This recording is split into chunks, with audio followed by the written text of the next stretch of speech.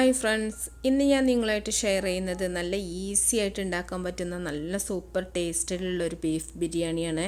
അപ്പോൾ ഈ ഒരു ബിരിയാണി എന്ന് പറഞ്ഞിട്ടുണ്ടെങ്കിൽ നമുക്ക് വളരെ എളുപ്പത്തിൽ ചെയ്യാൻ പറ്റും കേട്ടോ. ആ ഒരു മെത്തേഡാണ് ഞാൻ കാണിക്കുന്നത്. അപ്പോൾ ഈ നല്ല ടേസ്റ്റി ആയിട്ടുള്ള നല്ലൊരു കുട്ടൻ ബിരിയാണിയാണ് കേട്ടോ അത്. അപ്പോൾ ഇതെങ്ങനെയാണ് ചെയ്യുന്നത് നോക്കാം. ഒരു വലിയ കുടം വെളുത്തുള്ളി എടുത്തിട്ടുണ്ട്, അതുപോലെ ഒരു 2 കഷ്ണം ഇഞ്ചി, അതുപോലെ കുറച്ച് പച്ചമുളക് എടുത്ത് വെച്ചിട്ടുണ്ട്. പച്ചമുളക് നിങ്ങളുടെ എരിവിനനുസരിച്ചിട്ട് എടുക്കുക കേട്ടോ. എരിവ് പലർക്കും പല രീതിയിലായിരിക്കും. ഇത് നമുക്കൊന്ന് ചതച്ചിട്ടൊന്ന് മാറ്റി വെക്കാം. ഇനി നമ്മൾ 1 കിലോ ബീഫാണ് എടുത്തിട്ടുള്ളത്. ഇത് കഴുകി കഷ്ണങ്ങളാക്കി വെച്ചിട്ടുള്ളതാണ്. ഇതിലേക്ക് ആവശ്യത്തിനുള്ള ഉപ്പിട്ട് കൊടുക്കുക കേട്ടോ. കുറച്ച് വലിയ പീസുകളാക്കിയിട്ട് തന്നെ എടുക്കുക. ബിരിയാണിയിലേക്ക് നമ്മൾ കുറച്ച് വലിയ കഷ്ണങ്ങളാണല്ലോ എടുക്കാറുള്ളത്, അതുപോലെ നിങ്ങൾ മുറിച്ചെടുക്കുക. ഇനി ഇതിലേക്ക് നമ്മൾ നേരത്തെ ചതച്ച് വെച്ചിട്ടുള്ള ഇഞ്ചി, വെളുത്തുള്ളി, പച്ചമുളകിൻ്റെ ആ ഒരു മിക്സ് ഇതിലേക്ക് ഇട്ട് കൊടുക്കുന്നുണ്ട്.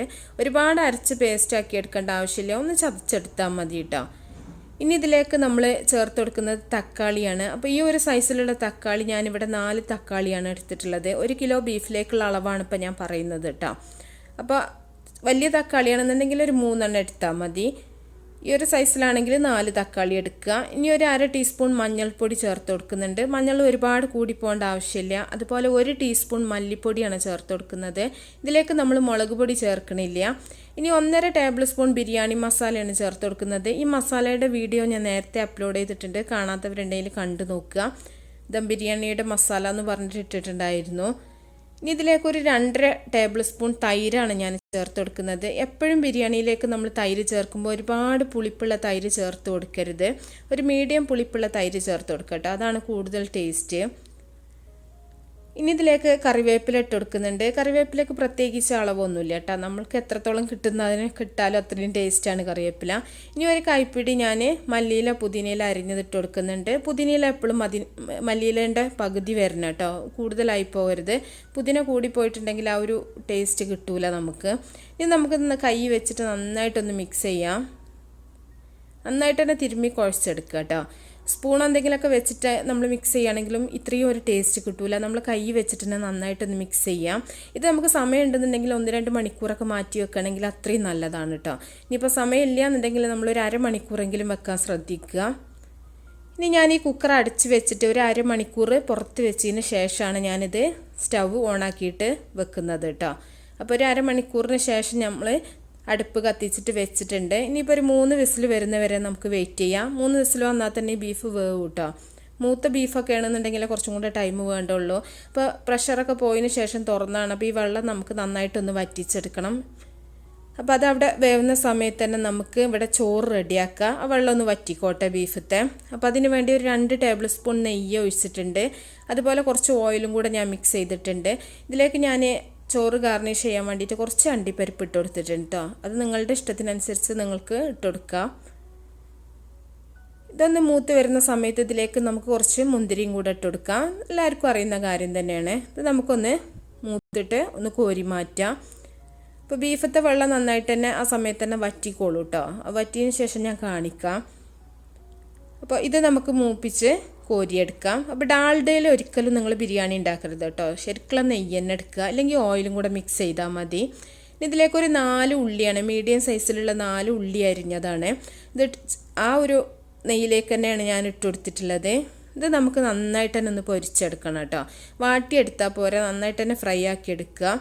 ഇത് നമുക്ക് ചോറ് ഗാർണിഷ് ചെയ്യാനും നമ്മുടെ ഇറച്ചിയുടെ ആ ഒരു മസാലയിലേക്ക് ഇട്ട് കൊടുക്കാനും കൂടെ വേണ്ടിയിട്ടാണ് ഇത്രയും കൂടുതൽ ഉള്ളി നമ്മൾ എടുത്തിട്ടുള്ളത്. അപ്പോൾ 1 കിലോ അരി 1 കിലോ ബീഫ് എന്നുള്ള കണക്കിലേക്കാണ് ഇപ്പോൾ ഞാൻ പറഞ്ഞ ഇൻഗ്രീഡിയൻസിൻ്റെ മൊത്തം കണക്ക് കേട്ടോ. അപ്പോൾ ആ ഒരു 4 ഉള്ളി തന്നെ എടുക്കുക. കൂടി പോകേണ്ട ആവശ്യമില്ല. കൂടി പോയിട്ടുണ്ടെങ്കിൽ ഒരു മധുരമായിരിക്കും ബിരിയാണിക്ക് കേട്ടോ. അപ്പോൾ അതൊന്ന് പ്രത്യേകം ശ്രദ്ധിക്കുക. അപ്പോൾ തുടക്കക്കാരൊക്കെ ഉണ്ടെങ്കിൽ അവരാണ് കൂടുതൽ ശ്രദ്ധിക്കേണ്ടത് കേട്ടോ. എപ്പോഴും ഉണ്ടാക്കുന്നവർക്ക് ഏകദേശമൊക്കെ അറിയാൻ പറ്റും. അപ്പോൾ നന്നായിട്ട് തന്നെ നമ്മുടെ ഉള്ളി ഫ്രൈ ആയി വന്നിട്ടുണ്ട്.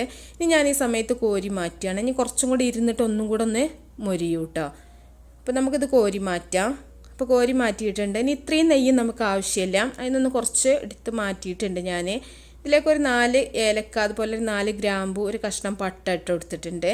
അപ്പോൾ നന്നായിട്ട് ഉള്ളിൻ്റെ അത് നമ്മൾ എടുത്ത് മാറ്റേണ്ട ആവശ്യമൊന്നുമില്ല കേട്ടോ. അപ്പോൾ നമ്മൾ ചോറുണ്ടാക്കുന്നതുകൊണ്ട് അതിൽ തന്നെ കിടന്നോളും. ഇതിലേക്ക് നമുക്ക് അരിക്ക് ആവശ്യമായിട്ടുള്ള വെള്ളം ഒഴിച്ചു കൊടുക്കുക. 1 കപ്പ് അരിക്ക് 1.5 കപ്പ് വെള്ളം, അല്ലെങ്കിൽ 1 ഗ്ലാസ് അരിക്ക് 1.5 ഗ്ലാസ് വെള്ളം എന്നുള്ള രീതിയിൽ ഒഴിച്ചു കൊടുക്കുക. ഇനി ഇതിലേക്ക് ആവശ്യത്തിനുള്ള ഉപ്പിട്ട് കൊടുക്കുക. ഇനി നമുക്ക് 1 ടേബിൾ സ്പൂണോളം ചെറുനാരങ്ങയുടെ നീര് ഒഴിച്ചു കൊടുക്കാം കേട്ടോ. ഒരു ചെറുനാരങ്ങ ഒരു പകുതി പിഴിഞ്ഞാൽ മതി. ഇനി നമുക്കിതൊന്ന് തിളക്കാനായിട്ട് അടച്ചു വെക്കാം. ഈ സമയത്ത് തന്നെ നമ്മൾ നേരത്തെ ഒരു അരമണിക്കൂർ മുന്നേ അരി കുതിർക്കാൻ വെച്ചിട്ടുണ്ടായിരുന്നു. കഴുകി കുതിർത്ത് വെച്ചിട്ടുള്ള അരിയാണ്. അത് വെള്ളം വാരാനായിട്ട് നമുക്ക് ഒരു പാത്രത്തിലിട്ട് വെക്കുക. അപ്പോൾ ഒരു 20-25 മിനിറ്റ് എന്തായാലും അരി കുതിർക്കാനായിട്ട് വെക്കണം കേട്ടോ. അപ്പോൾ വെള്ളം തിളച്ചതിന് ശേഷം നമുക്കിതിലേക്ക് അരി ഇട്ട് കൊടുക്കുക. ഞാനിപ്പോൾ ഇവിടെ ബസ്മതി അരിയാണ് എടുത്തിട്ടുള്ളത്. ജീരകശാലിൻ്റെ അരി വേണമെങ്കിൽ നിങ്ങൾക്ക് എടുക്കാം. അതൊക്കെ ഓരോരുത്തരുടെ പേഴ്സണൽ ചോയ്സാണ് കേട്ടോ. ഞാനിപ്പോൾ ഇവിടെ ബസ്മതി അരിയിലാണ് ചെയ്യുന്നത്. അപ്പോൾ അരി ഇട്ടതിന് ശേഷം നന്നായിട്ടൊന്ന് ഇളക്കി കൊടുക്കുക. ഈ സമയത്ത് നിങ്ങൾ ഉപ്പൊക്കെ ഉണ്ടോ നോക്കുക കേട്ടോ. ചോറുക്ക് വേണ്ട ഉപ്പുണ്ടോ നോക്കുക. ഇനി ഇത് തിളക്കാനായിട്ട് ഒന്നും കൂടെ നമുക്കൊന്ന് മൂടി വെക്കാം. നെയ്ച്ചോറാക്കിയിട്ട് എടുക്കുകയാണ്. ഇത് തിളപ്പിച്ച് ഊറ്റിയിട്ട് നമുക്ക് ചെയ്യാം. നെയ്ച്ചോറാക്കി എടുക്കുകയാണെങ്കിൽ കുറച്ചും കൂടി ഈസി ആയിരിക്കും. അപ്പോൾ നന്നായിട്ടൊന്ന് ഇളക്കി മിക്സ് ചെയ്യുന്നുണ്ട്. അപ്പോൾ തിളച്ചതിന് ശേഷം നമ്മൾ പിന്നെ ഒരുപാട് ഇളക്കേണ്ട ആവശ്യമില്ല കേട്ടോ. ഒന്നുകൊണ്ട് മൂടി വെച്ചിട്ട് വെള്ളം വറ്റിച്ചെടുത്താൽ മതി. ഒരുപാട് ഇളക്കുകയാണെങ്കിൽ ചോറ് പെട്ടെന്ന് തന്നെ മുറിഞ്ഞു പോകും കേട്ടോ. അപ്പോൾ ആ ഒരു ഭംഗി കിട്ടില്ല നമുക്ക് ചോറ് വിളമ്പി എടുക്കുന്ന സമയത്ത്. അപ്പോൾ ജീരകശാല ആണെങ്കിൽ നിങ്ങളിതുപോലെ തന്നെ നെയ്ച്ചോറാക്കിയിട്ട് വെച്ചിട്ട് ചെയ്യുക. അല്ലെങ്കിൽ നിങ്ങൾക്ക് തിളപ്പിച്ച് ഊറ്റിയിട്ട് ചെയ്യാം. അത് ഓരോരുത്തരും ഇഷ്ടം പോലെ ചെയ്താൽ മതി. ഇങ്ങനെ നെയ്ച്ചോറാക്കി ചെയ്യുമ്പോൾ കൂടുതൽ ടേസ്റ്റുമാണ്, അതുപോലെ തന്നെ ഈസിയുമാണ്. അപ്പോൾ നമ്മുടെ ഇറച്ചിയിലെ വെള്ളമൊക്കെ നന്നായിട്ട് തന്നെ വറ്റി വന്നിട്ടുണ്ട്. ഇനി നമ്മൾ പൊരിച്ച് വെച്ചിട്ടുള്ള ഉള്ളിയിൽ നിന്ന് ഒരു പകുതിയോളം ഉള്ളി ഇതിലേക്ക് ഇട്ട് കൊടുക്കുന്നുണ്ട്. ചോറ് ഗാർണിഷ് ചെയ്യാനുള്ള ഉള്ളി മാത്രമേ നമ്മൾ മാറ്റി വെക്കണുള്ളൂ കേട്ടോ. ബാക്കി മുഴുവൻ ഇതിലേക്ക് ഇട്ട് കൊടുക്കുന്നുണ്ട്. ഇനി കുറച്ച് മല്ലിയില പുതിനയിലും കൂടെ ഞാൻ ഇട്ട് കൊടുക്കുന്നുണ്ട്.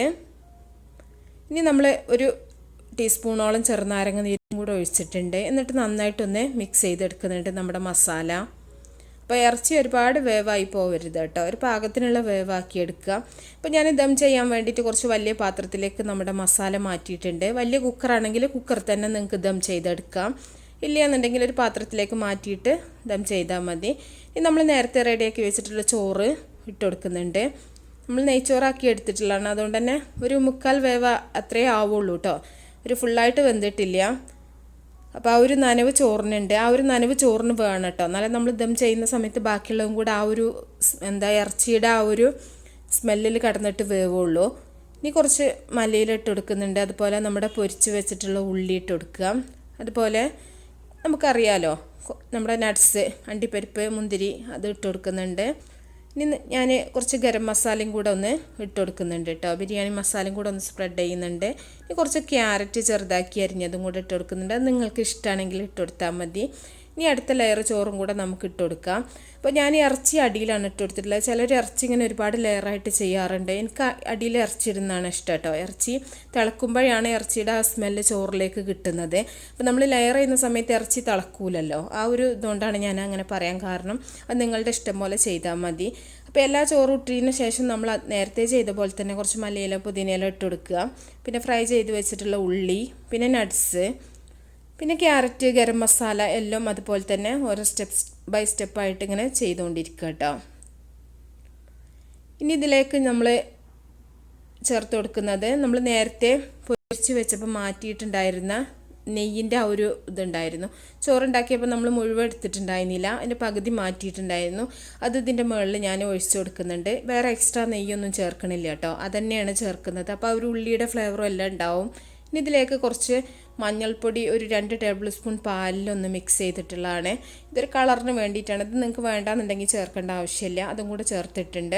ഇനി നമുക്കിത് അടച്ചു വെച്ചിട്ട് ദം ചെയ്യാണ്. ഒരു 15 മിനിറ്റ് നമ്മൾ ചെറിയ തീയിലിട്ടിട്ട് ഇത് ദം ചെയ്തെടുക്കുന്നുണ്ട്. അപ്പോഴാണ് ഇറച്ചി തിളക്കുമ്പോൾ ആ ഒരു ഫ്ലേവർ മൊത്തം നമ്മുടെ ചോറിലേക്ക് കിട്ടുള്ളൂ. അപ്പോൾ നന്നായിട്ട് തന്നെ അടച്ചു വെച്ചിട്ട് ഒരു 15 മിനിറ്റ് ഞാൻ ചെറിയ തീയിൽ വെക്കുന്നുണ്ട്. ഇനി ഒരു 15 മിനിറ്റിന് ശേഷം നമുക്കിത് തുറന്നിട്ട് ചൂടോട് കൂടി തന്നെ നമ്മുടെ കുട്ടൻ ബിരിയാണി സെർവ് ചെയ്യാം കേട്ടോ.